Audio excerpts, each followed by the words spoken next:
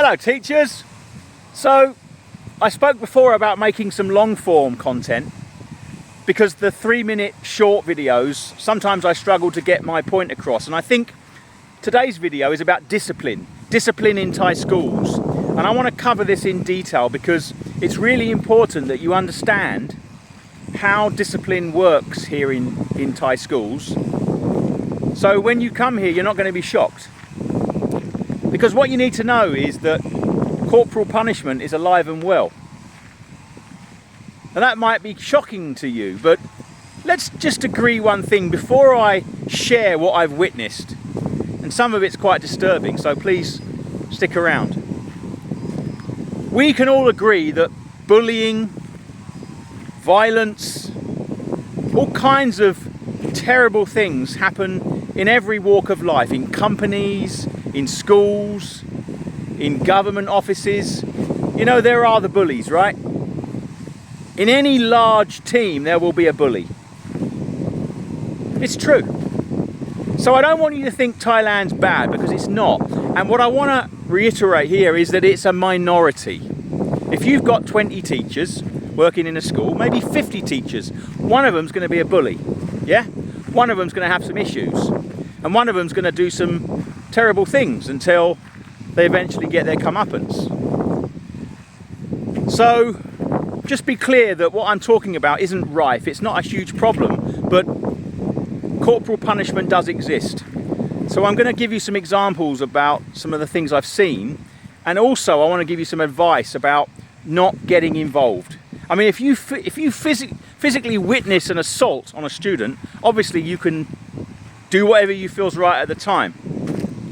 But these things usually happen just like that, and when you see it, it's kind of a shock and you don't know what to do.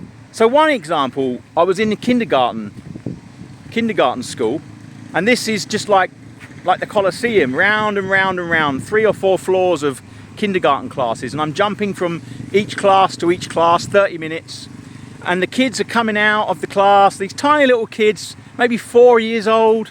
Oh, they're so small, bless them.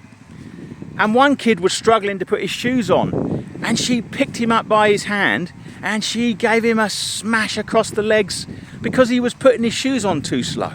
But it happened in an instant, and the kids, they almost seem immune to it. He didn't even cry. He just looked confused. I just think they get used to it.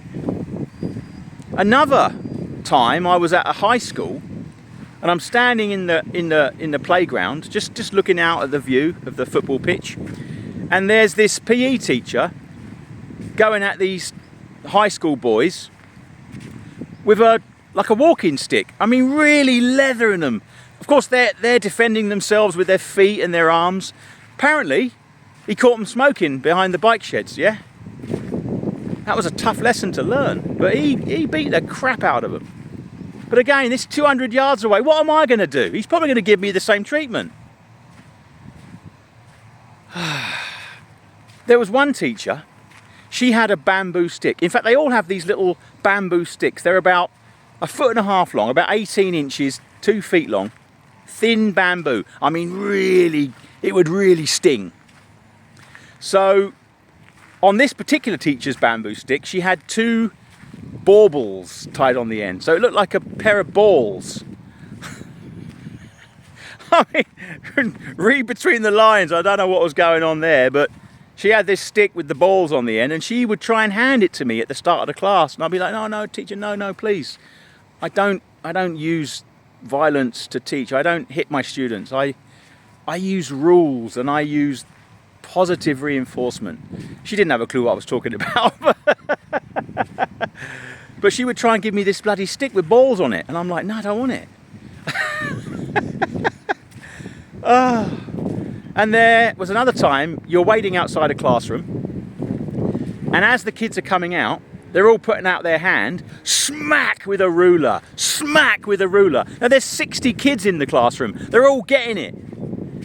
Obviously, someone's misbehaved, or a small group have misbehaved, they're all going to get smashed. So, you know, some of them are laughing afterwards. They're like putting their hand between their legs and like, ooh, but they're kind of laughing about it. I think they get used to it. They become numb, I guess. So yeah, the walking stick, the stick with balls, bashing the kid on the legs. There was another time, this was a real disturbing one. I was standing in the classroom and this father came in with his son and he looked angry. So, you know, like I said, there might be the occasional bully in the school, but if the parents find out, there's going to be hell to pay. And that's my advice to you. If you ever think about getting involved, or if you ever consider laying a finger on any hair on their body, A, you shouldn't be a teacher if you do that. B, get ready, because you're done. Just don't go there. But he lifted up this kid's shirt, and on the back it was literally like swollen welts. I think welts. I mean, it was bad. It was like someone had been whipped. And he was holding the shirt up, pointing to his back, and he was, you know, speaking really fast in Thai. This was many years ago. I didn't understand a word he was saying. And she looked at me and she said, "You see me hit him? You see me hit him?" in broken English. And I'm like, "Oh God, don't get me involved. She's probably gonna start blaming me." And I just said, "No, no." I just turned around. But disturbing. So I have seen a lot of things. Another one, it's not violence, it's humiliation. In the Catholic school, or the Catholic schools, it would be very common to see someone standing in the middle of the playground or in the middle of the hall, and the nun has got a blunt pair of scissors and they're cutting the student's hair, literally humiliating him in front of everyone. Everyone's laughing at them because their hair got too long or they didn't tie it correctly. So they would literally cut it badly, and yeah, the kid would be in tears. And the boys, the headmaster or whoever it is, the PE teacher, whatever, the disciplinarian, there's always one person they're scared of. That's the bully, right? He would get the clippers and just go wah, shave their bloody heads down to the skin. So of course they had to go home and have a bald one. So yeah, it's tough. But these are the things you're going to see.